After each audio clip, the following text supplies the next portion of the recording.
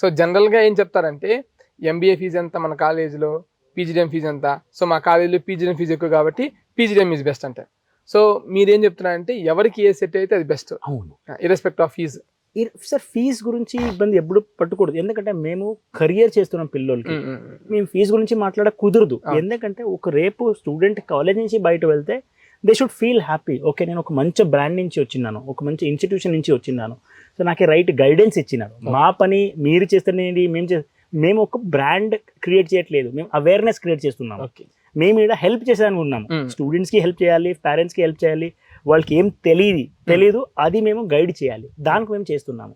Right. So overall జిఐబిఎస్లో మా purpose ఏమంటే రేపు స్టూడెంట్ నుంచి బయట వెళ్తే ఒక మంచి పొజిషన్లో ఒక మంచి ప్లేస్మెంట్ తీసుకొనేసి ఒక మంచి లైఫ్ లీడ్ చేయాలనేసి మాకుంటుంది. సో మా ఎంటైర్ ఎడ్యుకేషన్ కరికులము అట్టే డిజైన్ అయి ఉంటుంది.